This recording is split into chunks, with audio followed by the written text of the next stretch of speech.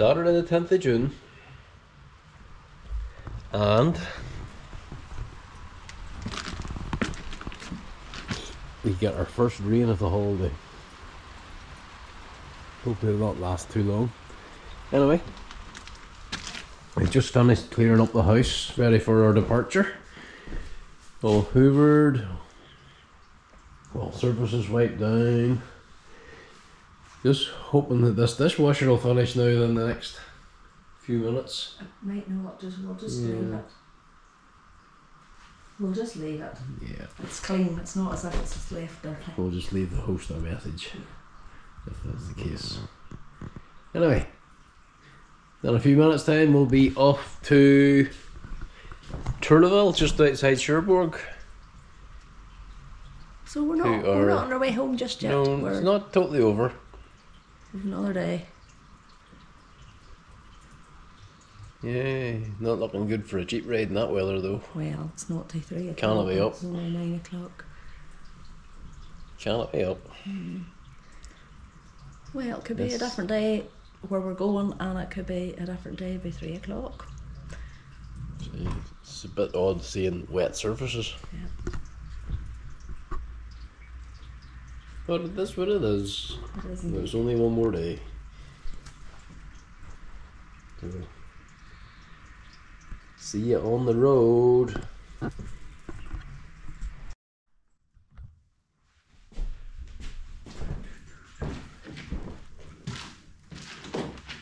Bye bye wee house. 2023 version. See you again soon. Thank you. Bye.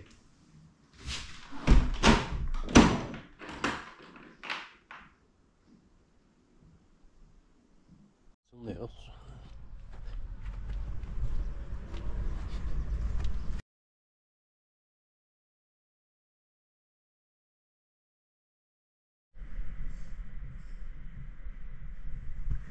We are now in Tourlaville, suburb of Cherbourg.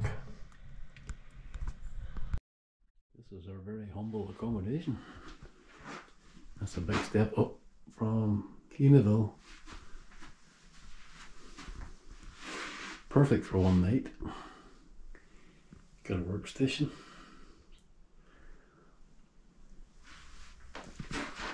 Got a bedroom.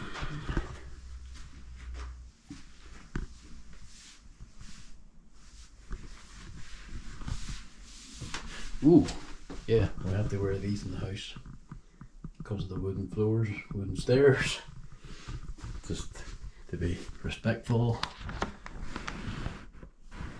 There's Laura out there, the car.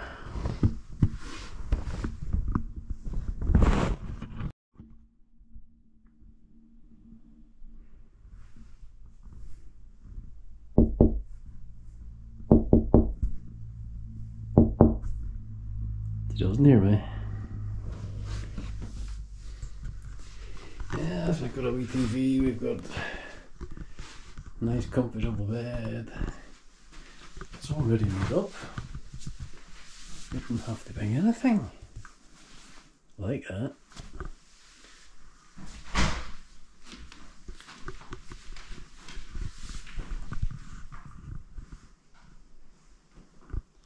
You not hear from people knock a window at you? What? Why would I be thinking of people knocking the window at me? So you're not antisocial all the time. What are you gabbing about?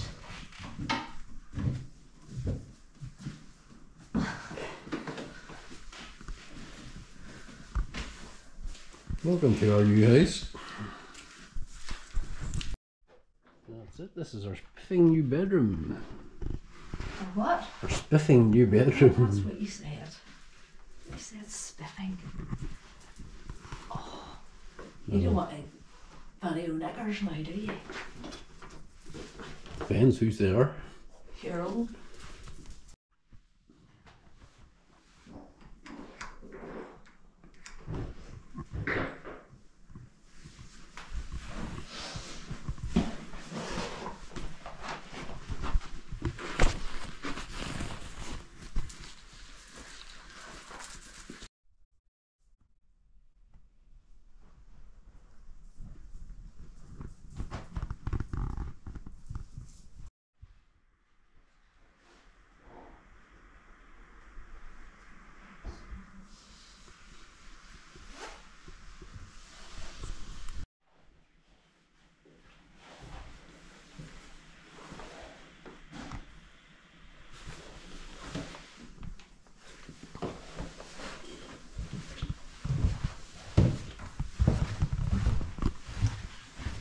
Not quite a spiral staircase, but it's not quite a spiral staircase, but it gives you that impression.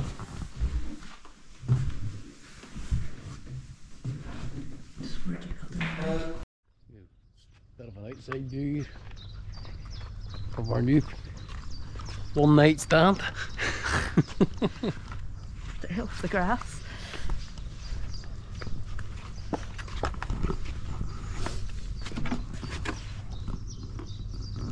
So that's our little room up there.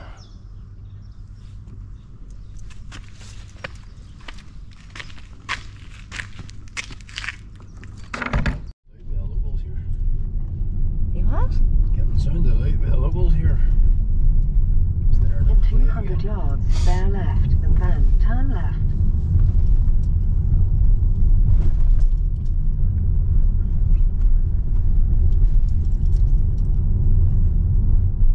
In 60 yards, bear left and then immediately turn left. Now, turn left.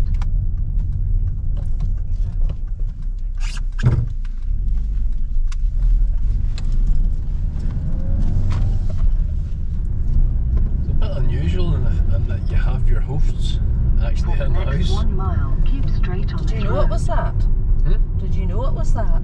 I had a fair idea. Well, if I'd have known that, I would have probably said no. But It must be because they knew they were going to be away from the house that they were renting it out. no. I would say they do it all the time, but you have your bedroom and that wee room, and then the toilet and the bathroom. It's all yours. I'm alright with that. Right, come on, lights.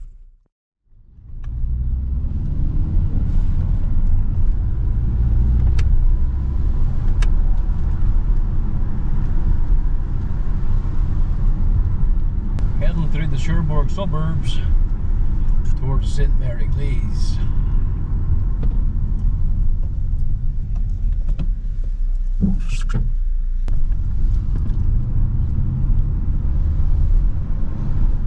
Something on in that big building.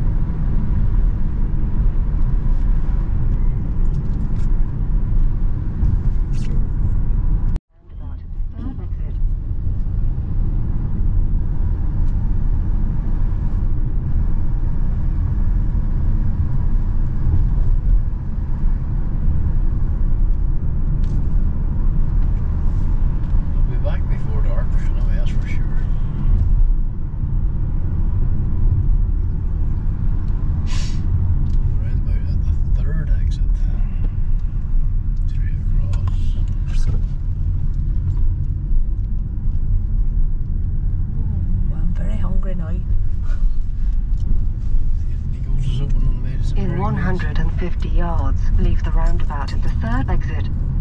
Now, Back on the N13. The motorway that we love and know so well.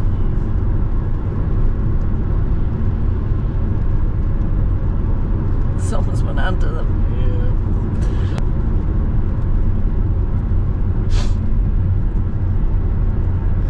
Well, that'll do for a video on a motorway. 882 miles so far. We still have the 150, 160 to go from Dublin back to Eglise. Yep, we will break it 1,000 miles per hour. For sure. For sure. For sure.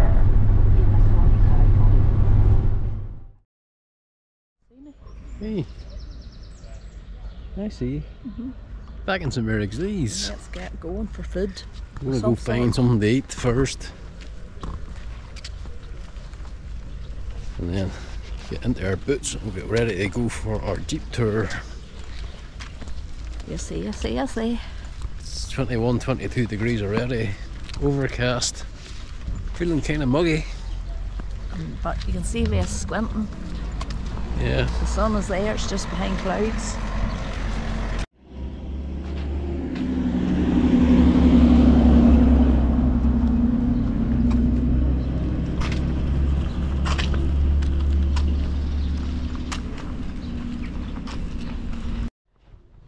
This is where we had last year, but it doesn't look to be open.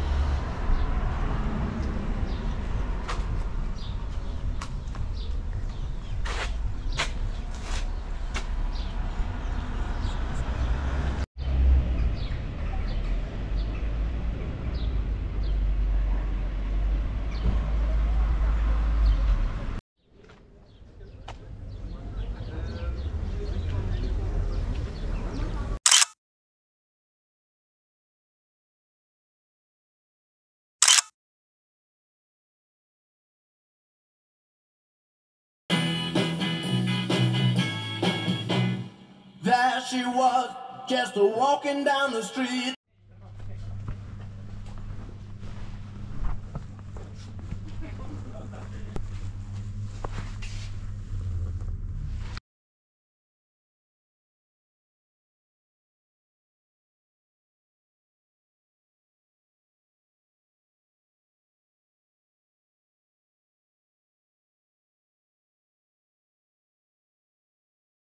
There's been no single man who ever died into that church.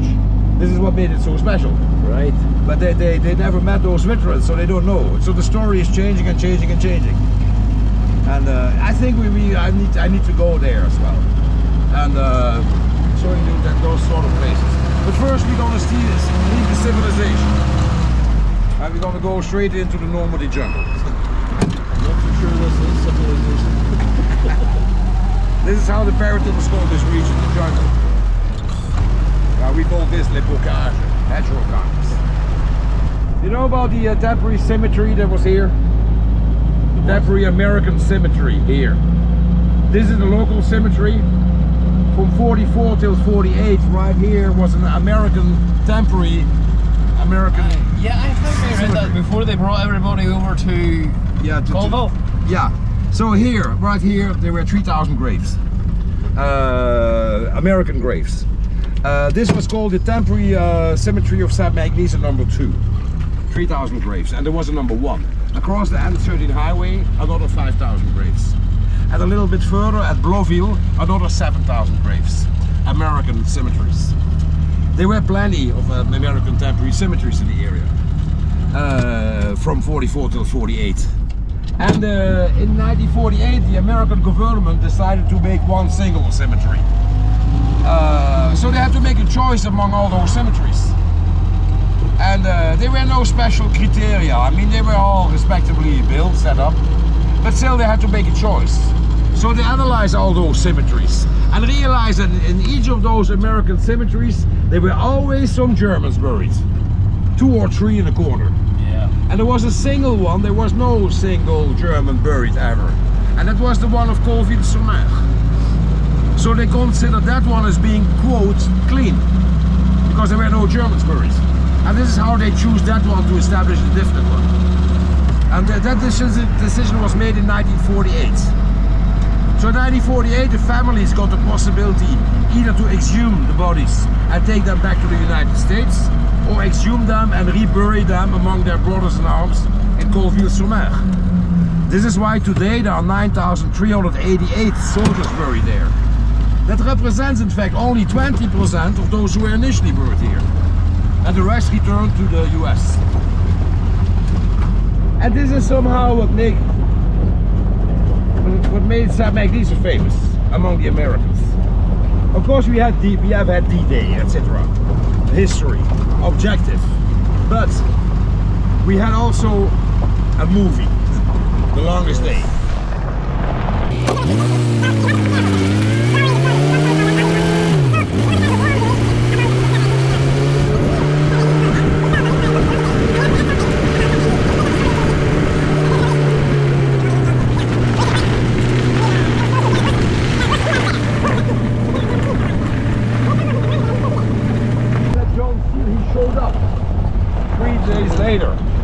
All clean. He says, hey, here I am.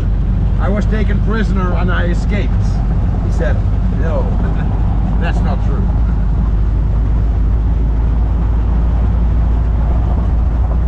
In fact, when Cornelius Ryan decided to write a book, he put an advertisement in not Life magazine. What's the name of that magazine again?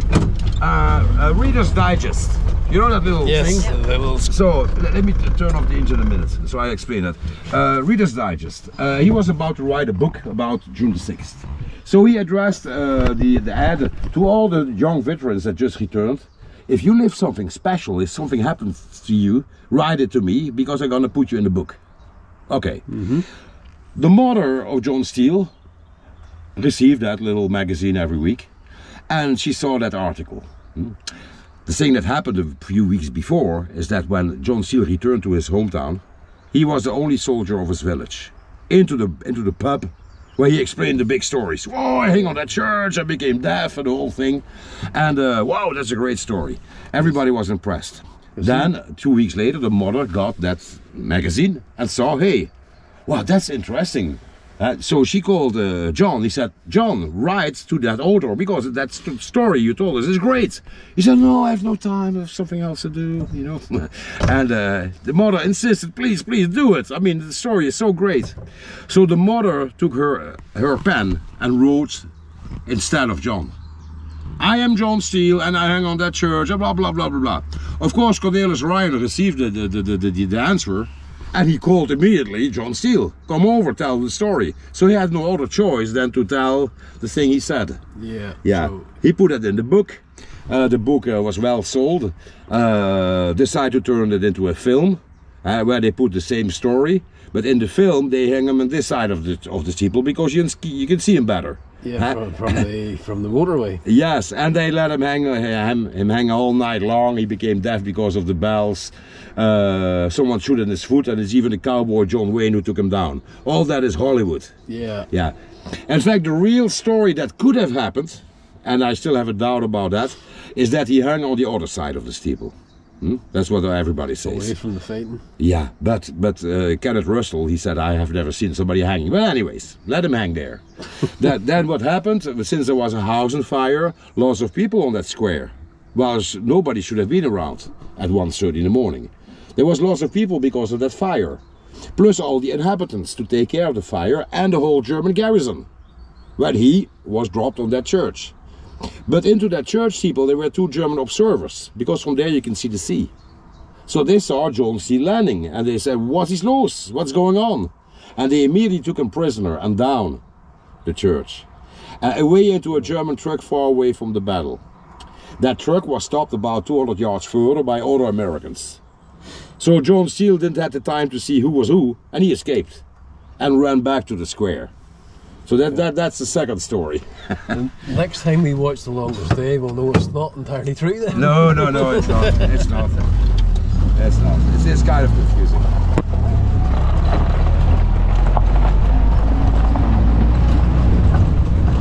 So the hedgerows, the jungle.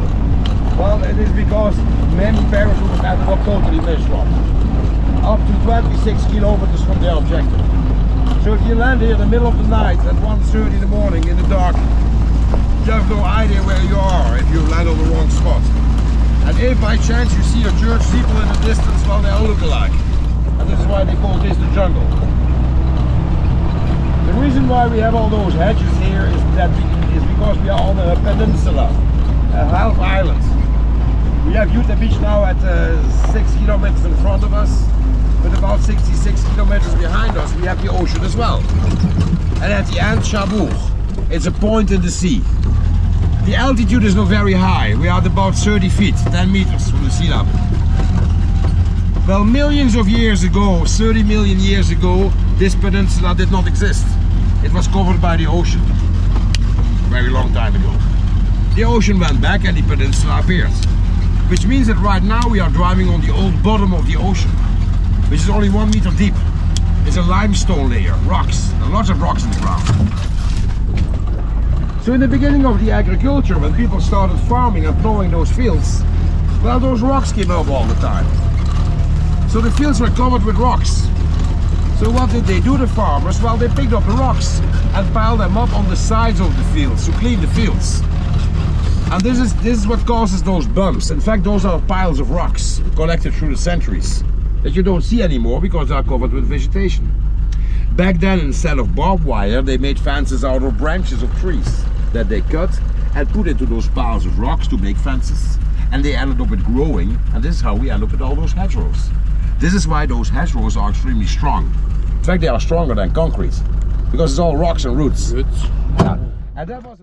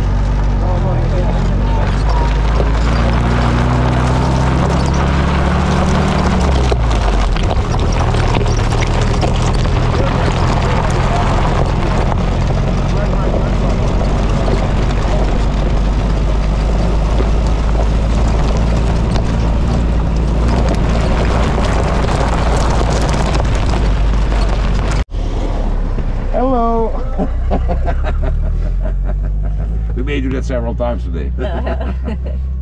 So, for example, if behind the beach.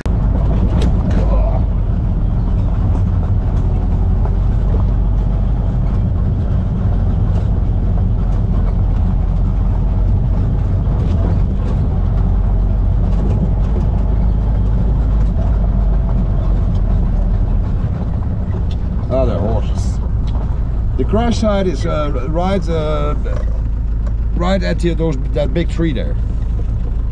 It crashed there, and right behind, just 2 meters behind, you have a cornfield, and that's where the plane burned. It has even damaged those trees, the flames. That is a crash site of Meehan. Yeah. And so if you go from the other side, you have that cornfield, and that's probably where that guy filmed. Showed, because still nothing grows on that spot. Yeah. So. He had the landowner with him, they took him into that. Yeah, the landowner is Vincent Lecuyer, who's a friend of mine.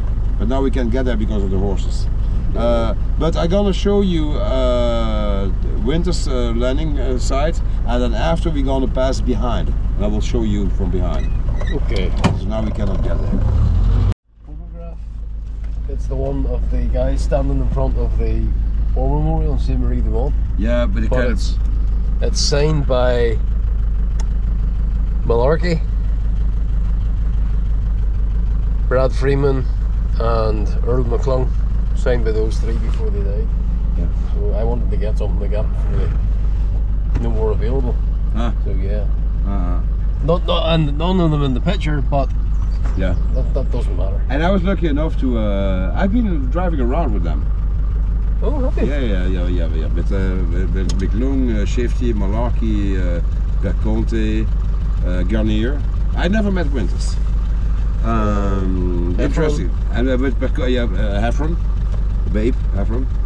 And the interesting thing was with Berconte, because Berconte was along with James Mario. And the roof, changed their whole roof. They changed the whole thing.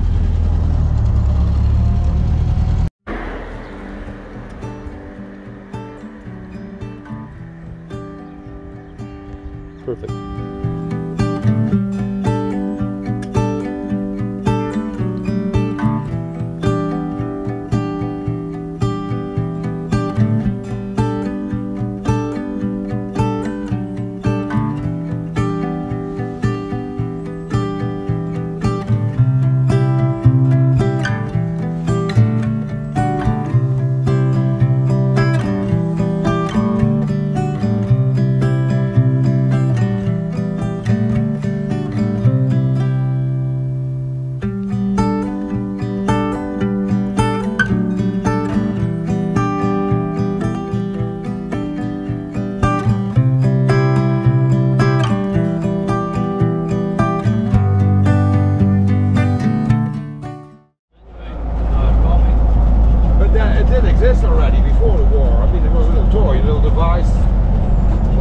dog or whatever for the kids.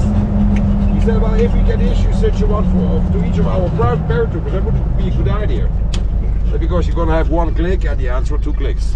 So he sent some soldiers to London a few days before D-Day with money, with the mission to visit all the toy stores and buy us thousands of frocks.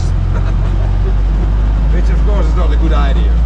They came back the day later, drunk, without any money left and a handful of little figures. Which was of course not a good idea. Well, at the last minute they found a company. Oh yeah. They found a company making teaspoons. Company Acme in London. Well, they were capable to make thousands of those in 48 hours. They also made policeman whistles. They also made the Acme Thunderer whistle. Yeah. That was used by the crew of the Titanic. Yes, that's right. The exact same whistle that I used as a train conductor on Northern Ireland Railways. Okay. Acme Thunderer. Ah, the same. Huh. This is the town hall. Wow. Yeah, every village has the mayor, city council, town council. Here the mayor has to be very small, otherwise it doesn't That's fit. the smallest one I've ever seen. Yeah. And he rides horses. And the mayor, who is very small. This one over here. Yeah, that is his horse. Aww. Because he's very small.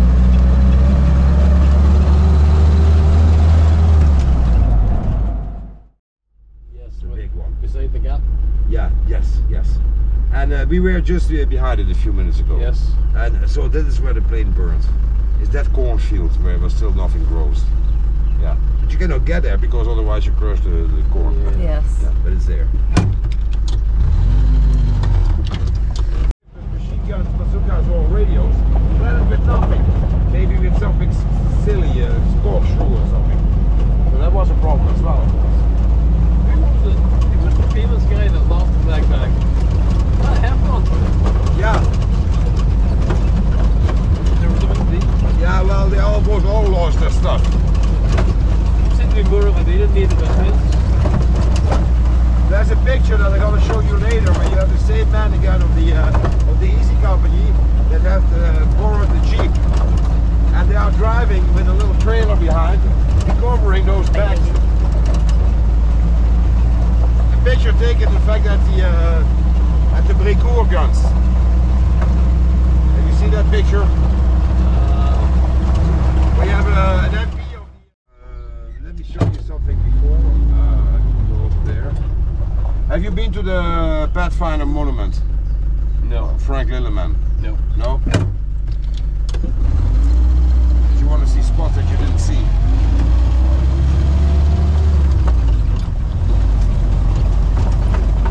I heard about him, but I haven't been to the monument.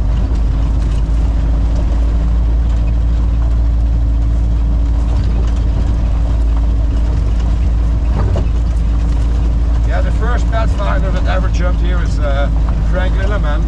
The second out was Reed Palfrey. And Reed Palfrey survived the war. And when he came here, he stayed at my place, at my home. I said, one day I will build a monument for you. And when he passed away, we set up that Pathfinder monument.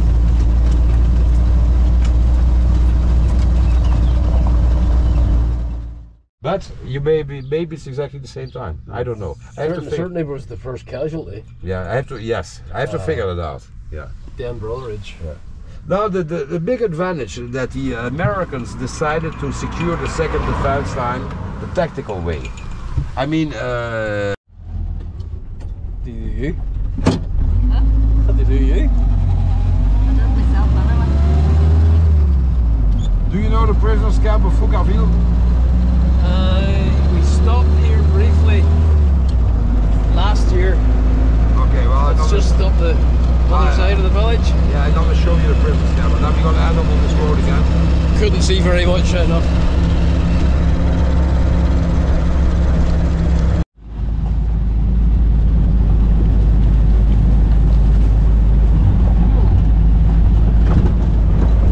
for your jacket.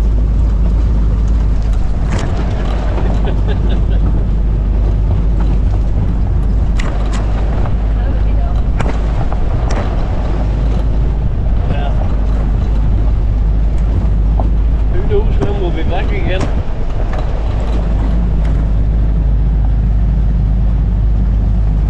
We're coming to France next year, but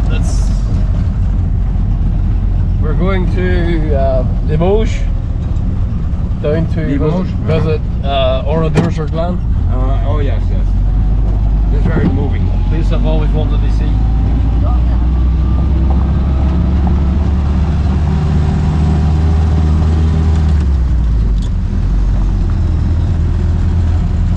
And then by the time we've done that, we should be ready to come back to Normandy again.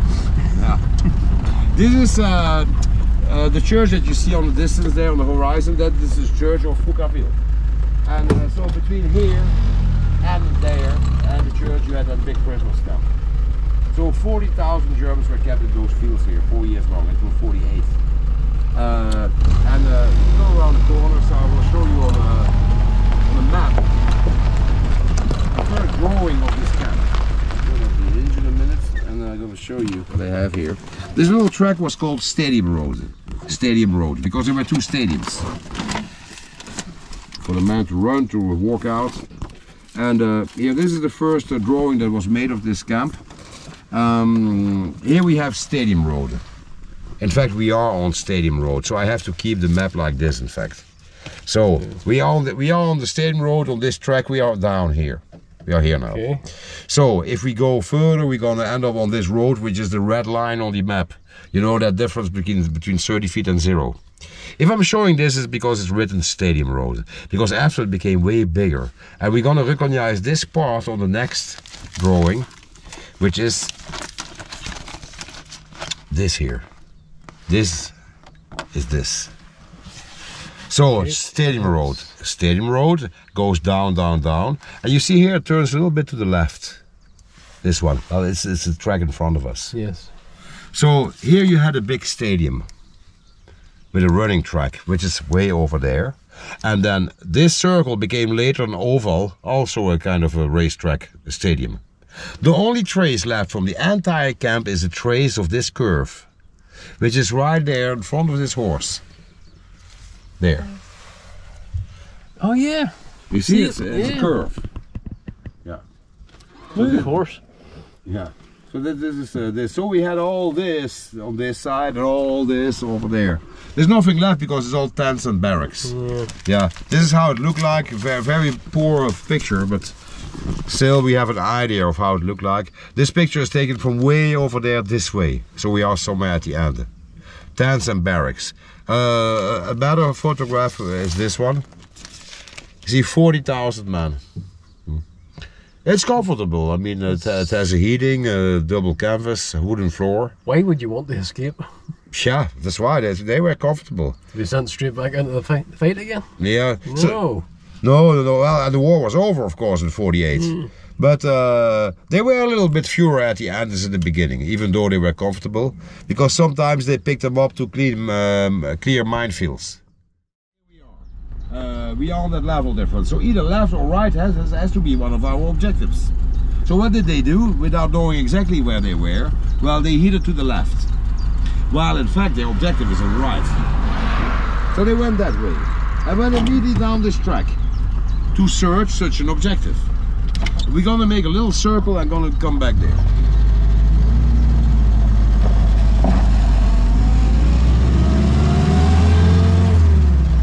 This is at the monument that you have seen probably, that's about the prisoners camp. Yeah. That used to be the main gate. There's only a photograph left. The cross was there already, on the right side of the main gate. This was the main gate.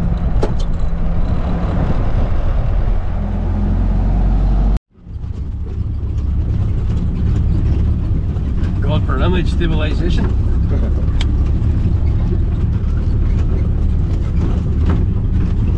Really test you there.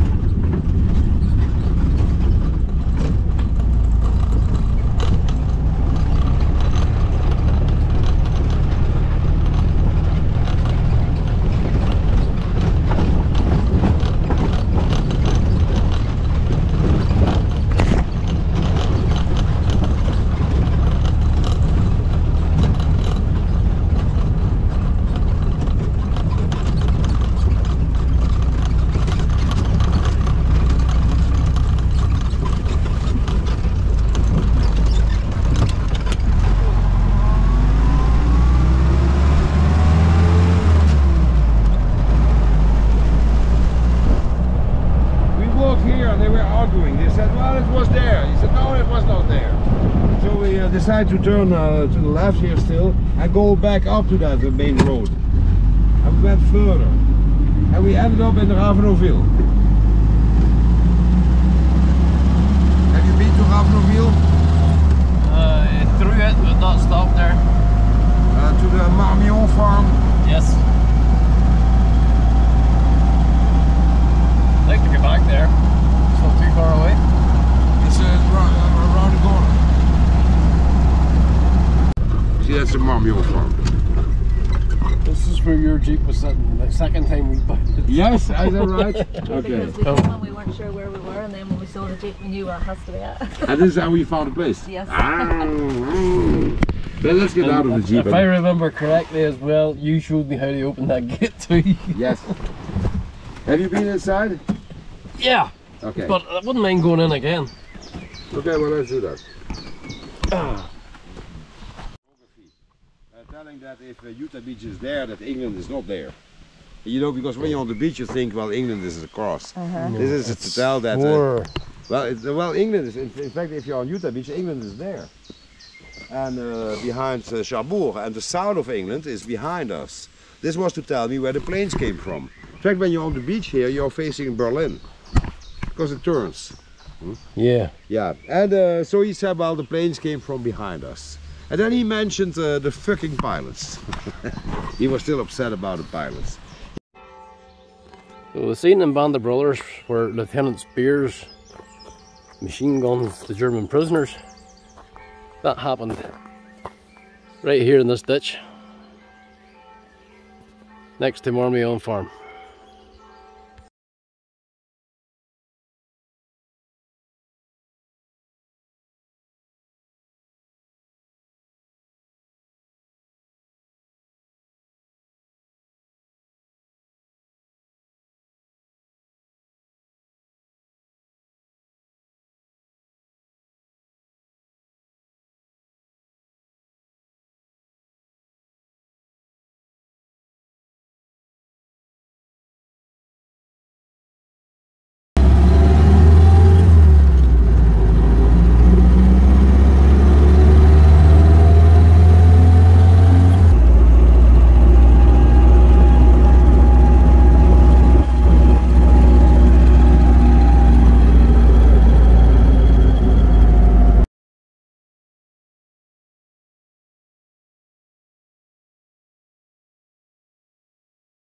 This way. Now, in addition to that, you had barbed wires, anti-tank walls, minefields, and so on. But then still the idea came to put 23,000 men on this beach, which seems like total suicide.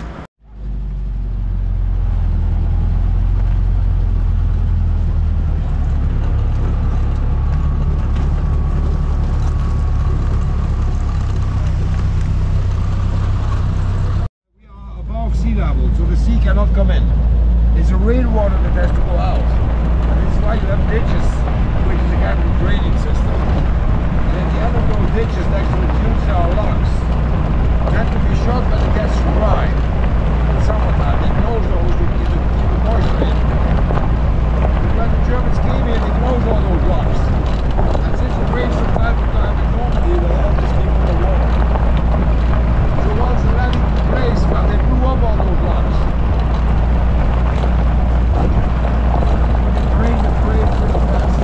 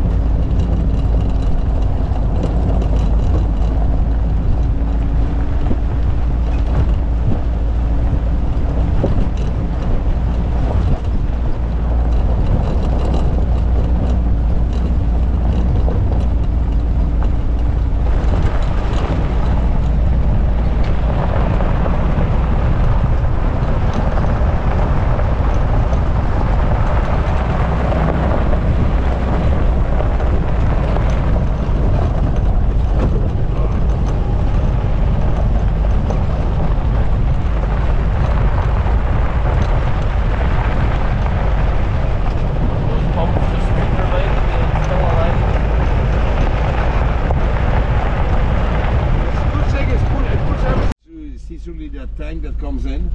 In fact, they knocked out the 4 guns, such as the little command post that was here. So when you see that tank moving inland, that spot that they represent is right here. So there's nothing to see there because it was just a mobile position, a lookout post. And here at the end we're going to have the Brecourt Manor, the Brecourt guns, the 4 guns. Because when you are there you cannot see the sea. This is why the eyes and the ears of those 4 guns were here.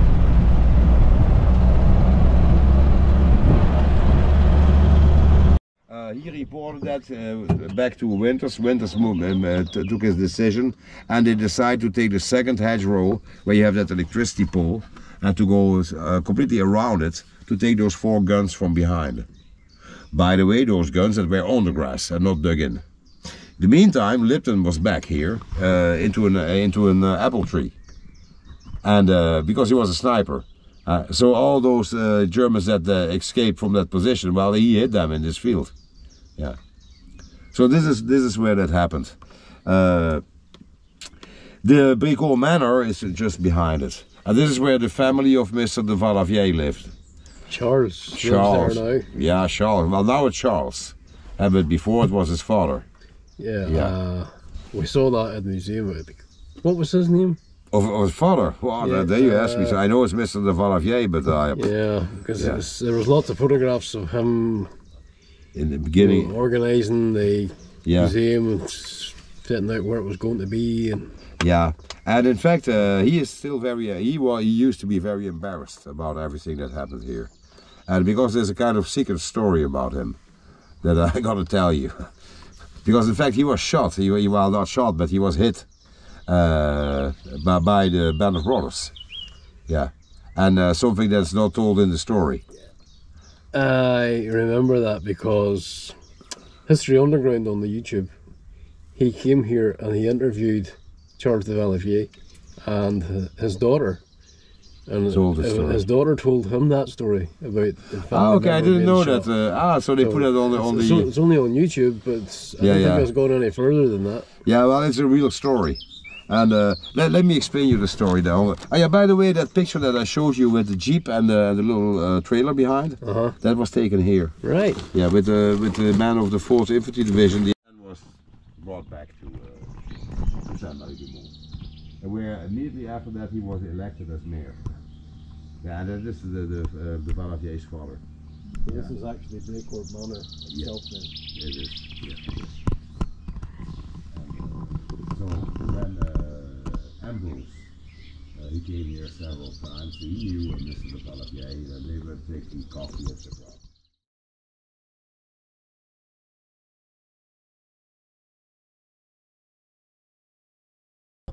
That's our 4-hour Jeep tour finished. And very, very enjoyable it was. Yeah. Bit rough in places, but Yeah, I'm expecting to have bruises on my back. I'm hoping that they've maybe done my back some good. But very enjoyable. Hubert was a great chauffeur. A wee 1943 Willys Jeep. Not much more to say. We're heading back to the house now to settle down for the night. Maybe get something to eat. We've fuel to get as well. Yeah, I need to get fuel. We're down to just under half a tank. So get fuel. Get fuel now, and it'll do us all the way home. And will we just end this now? Yeah, well, I think we should just end it now because we're not doing anything else. No, we're just going back to the house. Like I said, getting fuel, something to eat, and relaxing for the rest of the night. So we shall see you in the morning as we head back home to the boat. Okay. Bye. Bye.